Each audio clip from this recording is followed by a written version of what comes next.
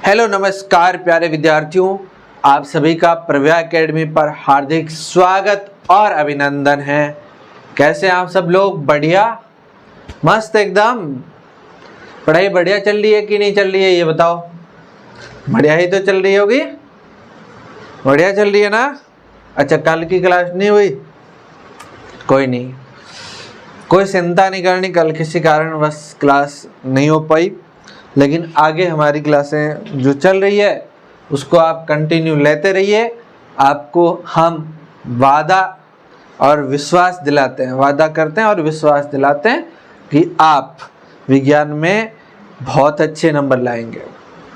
चलो, अपन विज्ञान में बात कर रहे हैं विद्युत की, तो विद्युत के बारे में हम बात करते हैं। तो विद्युत के बारे में हमने बहुत सारी महत्वपूर्ण जो बातें हैं वो करी है।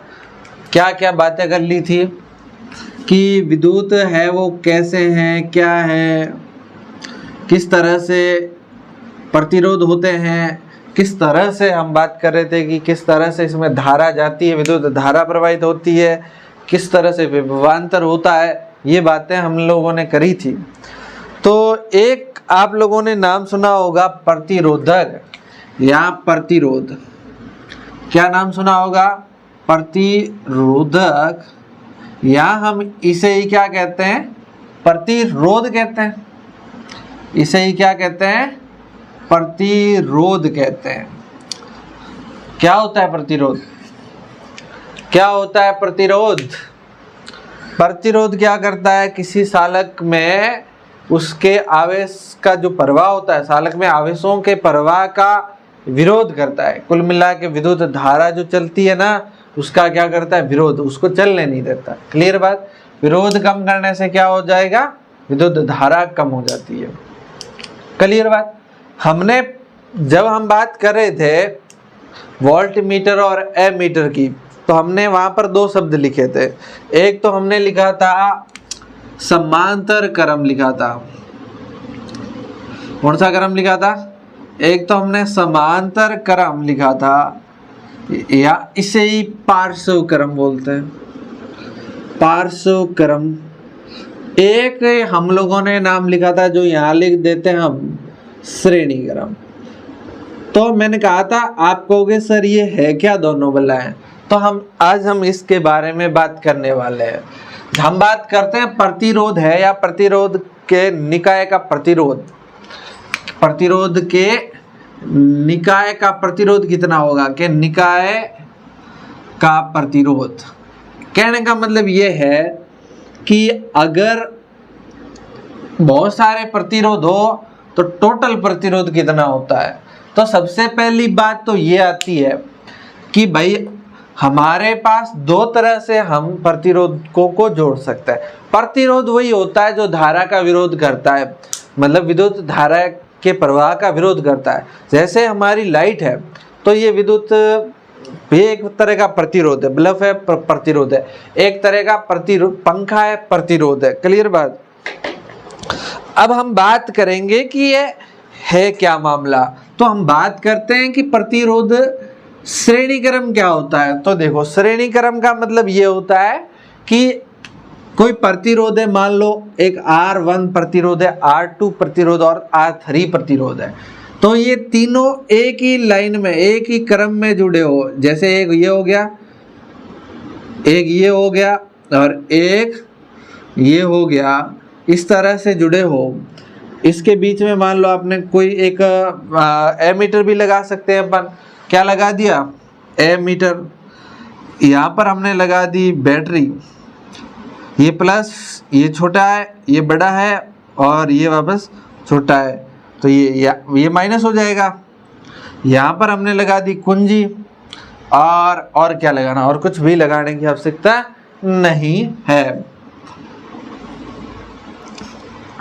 अगर मान के चलो कोई भी श्रेणी क्रम का मतलब ये है कि प्रतिरोधकों का श्रेणी क्रम पढ़ेंगे तो कि सारे प्रतिरोध, मान लो ये R1 है, ये R2 है और R3 है, ये इस तरह से जुड़े हो कि R1 का एक सिरा R2 के पहले सिरे से R2 का दूसरा सिरा R3 के पहले सिरे से जुड़ता हो, मतलब कुल मिला के ऐसे एक सीधी लाइन में जुड़े रहते हैं, तो वो क्या कहलाता है? श्रेणी क्रम। ये भी एमीटर जो है वो श्रेणी क्रम में जुड़ा हुआ है। क्यों जुड़ा हुआ है? क्योंकि ये देखो एक सीधी लाइन में जुड़ा हुआ है, इसलिए हाँ मैंने कहा था एमीटर को हमेशा श्रेणी क्रम में जोड़ते हैं। अगर एक बात बताओ, मुझे वोल्टमीटर जोड़ना है इस प्रतिरोधों के बीच, तो हम कैसे जोड़ेंगे? इस तरह से जोड़ते हैं। अब आप कहोगे सर ऐसे क्यों? तो ये कौन सा क्रम हो गया? ये अब मैं बताता हूँ। अब ये इतना आप समझो। अब हम दूसरा समांतर क्रम की बात करते हैं। इसमें थोड़ा सा अलग मामला है। जैसे एमीटर तो हम लोगों ने यहीं पर जोड़ना है। अब हम बात करते हैं, ये मान लो हम लोगों ने बैटरी जोड़ दी,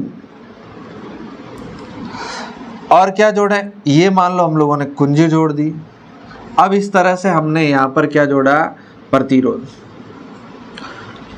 एक यहाँ पर जोड़ा, एक यहाँ पर जोड़ा। ये मान लो आपका कोई सिरा है X है, और ये मान लो आपका कोई सिरा है Y। अब मान लो ये प्रतिरोध R1 है, ये वाला 20 वाला R2 है, और ये वाला R3 प्रतिरोध है। अगर हम बात करते हैं, ये समांतर क्रम है, या इसको हम लोग पार्श्व क्रम भी बोलते हैं। ये समांतर क्रम, ये संयोजन बोलते हैं इसको। ये हम क्या कर रहे हैं? संयोजन कर रहे हैं तारों को। ये भी संयोजन हो गया, श्रेणी क्रम संयोजन। ये समांतर क्रम, ये संयोजन, या इसका नाम क्या हो जाएगा?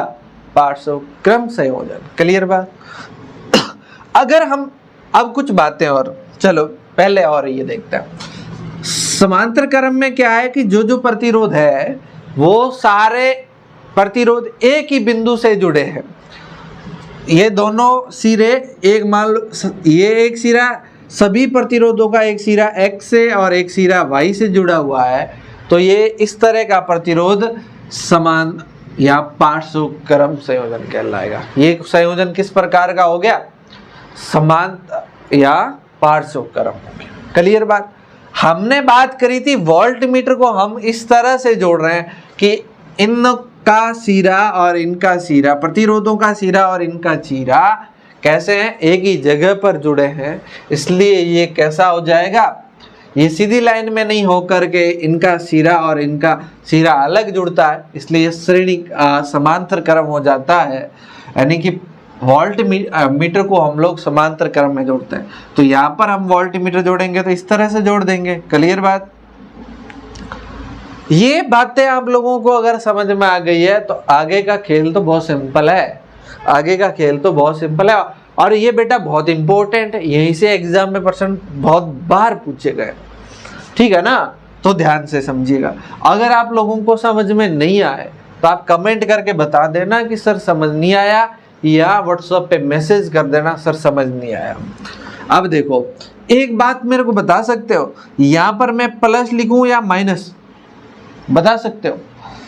क्या लिखूंगा मैं? कमेंट करके बताओ, प्लस या माइनस? तो आप कहोगे सर प्लस, तो यहाँ पर माइनस। क्लियर बात? ये भी होगी। अच्छा, ये तो हो गई। अब इम्पोर्टेंट बात ये है कि ये धारा किस तरफ प्रवाहित होगी?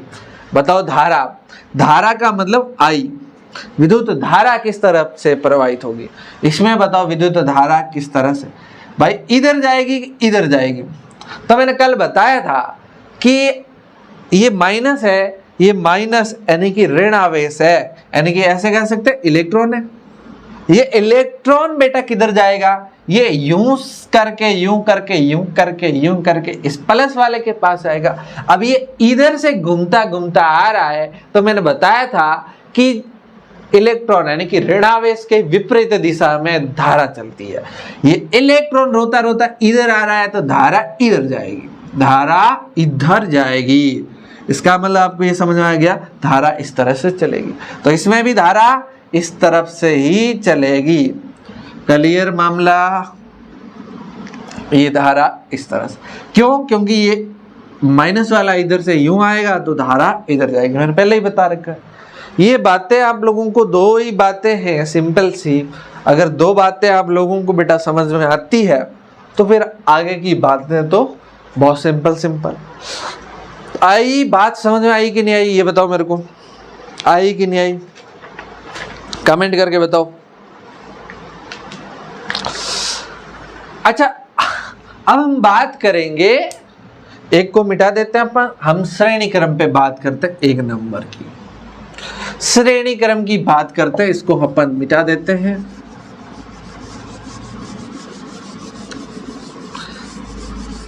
मिटा ही देते, चलो भाई।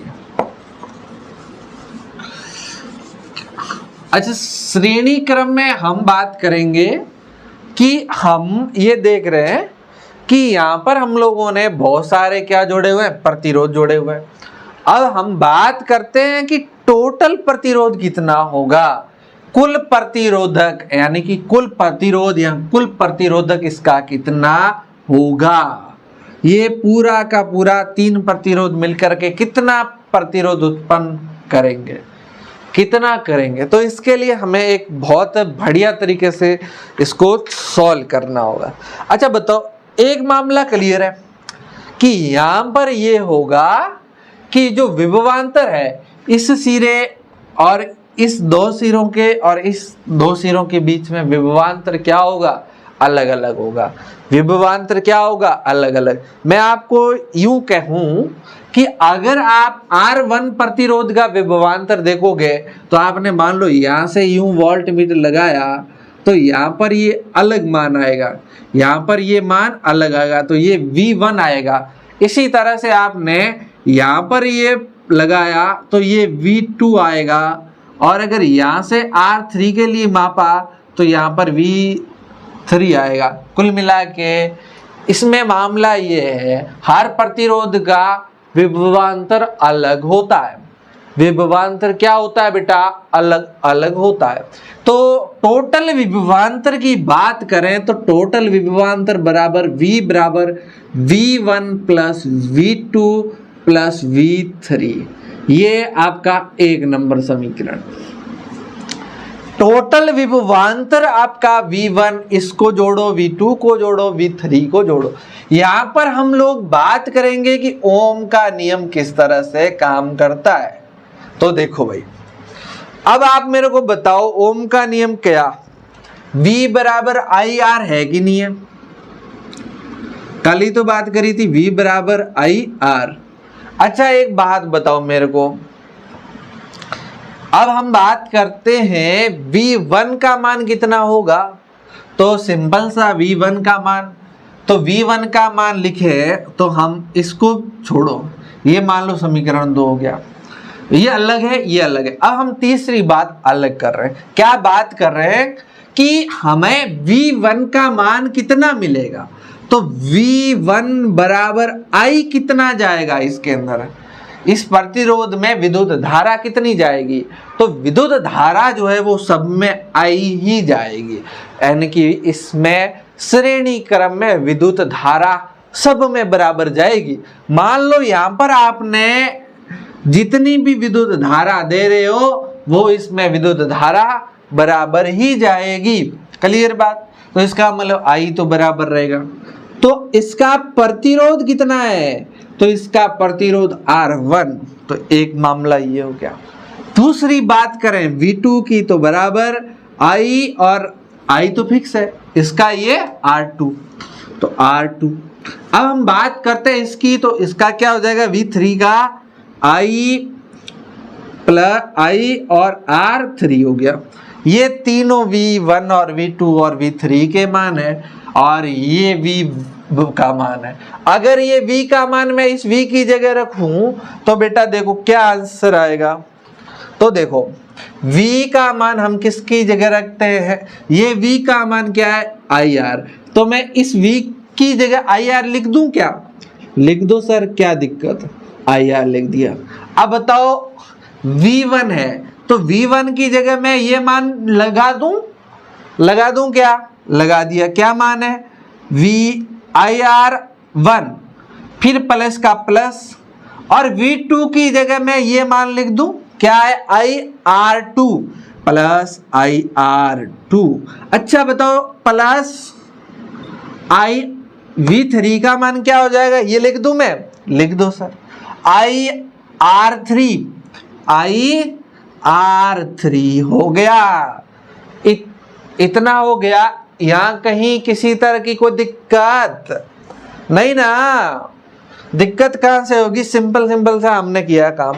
अच्छा एक बात बताओ मेरे को, ये I इसमें भी है, इसमें भी है, इसमें भी है, तो क्या ये कॉमन आ जाएगा, आ जाएगा कि नहीं आ जाएगा बेटा बताओ, बराबर I कॉमन आ गया, R1 plus R2 plus R3 common आ गया, मतलब ये बाहर ले लिया, तो अब क्या बचा, R1 बचा, तो ओके, फिर इसमें क्या बचा, R2, इसमें क्या बचा, R3, तो हमने यही तो लिखा।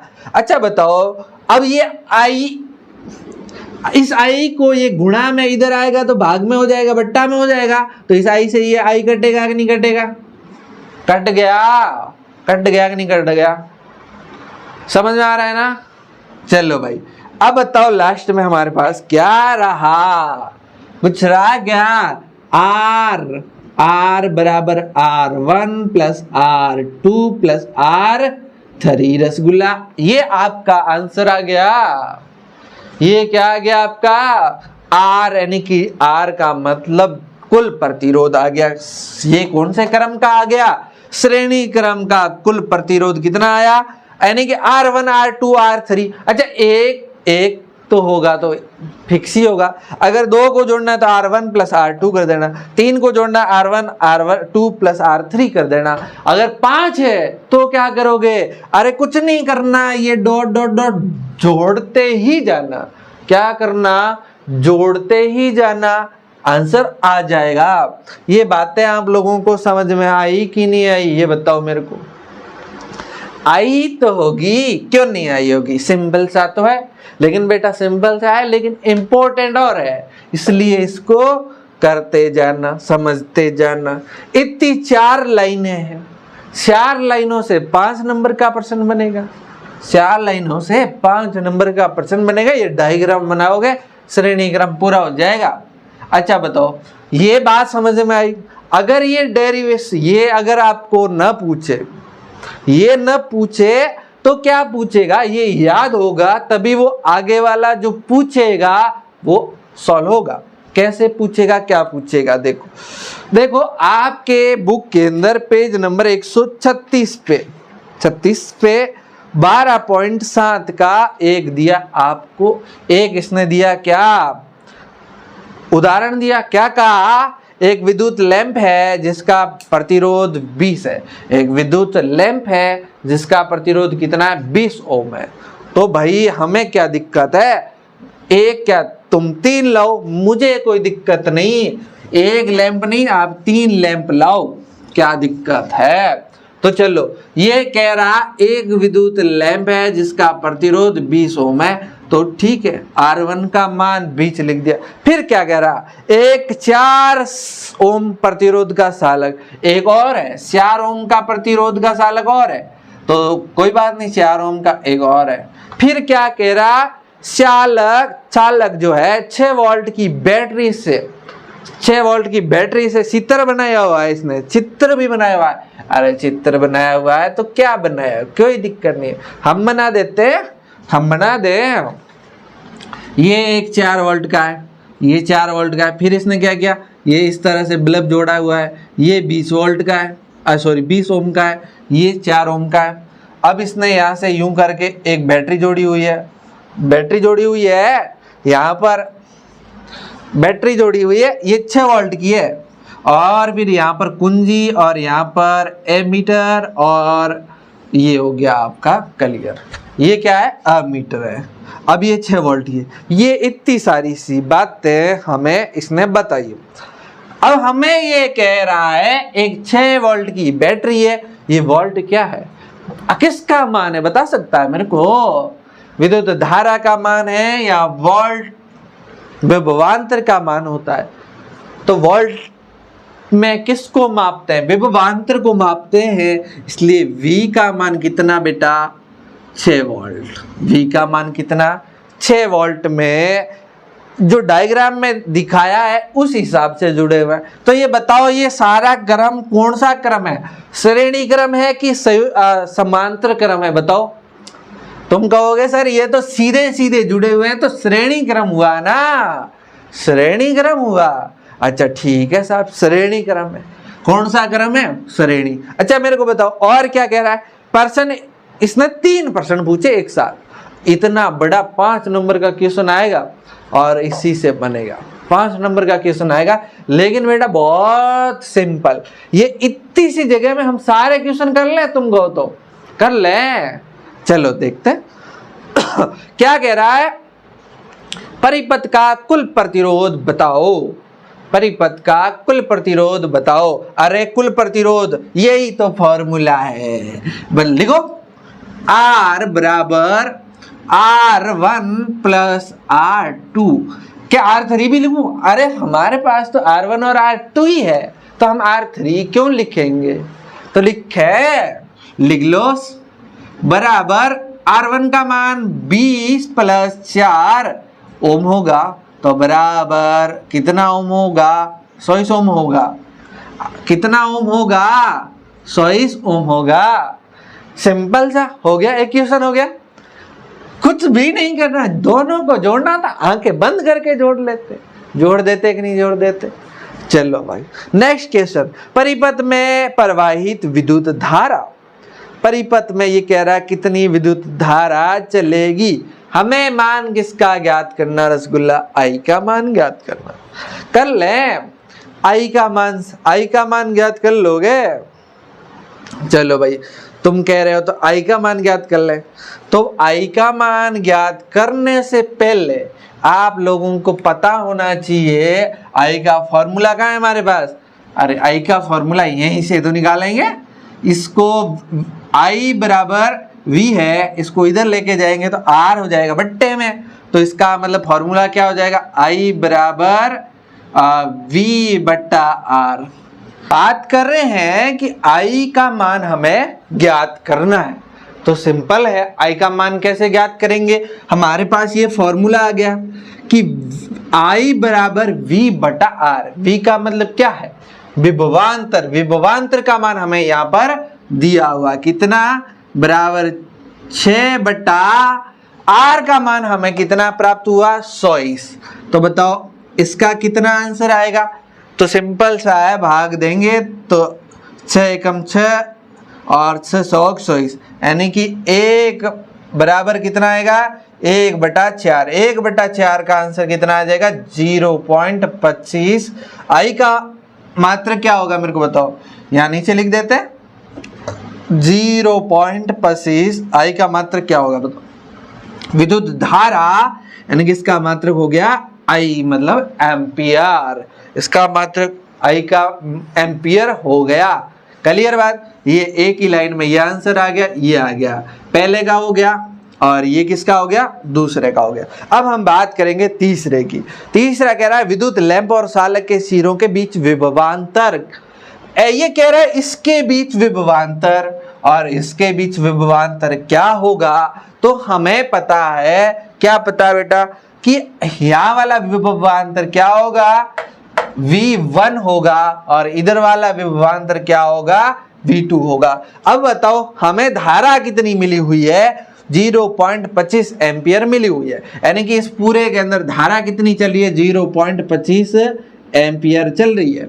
चलो चल रही है तो चलने दो। अब हम यहाँ ये वाला ही फॉर्मूला है, V1 बराबर I का मान कितना? 0.25। 0.25 गुणा कितने से करेगा?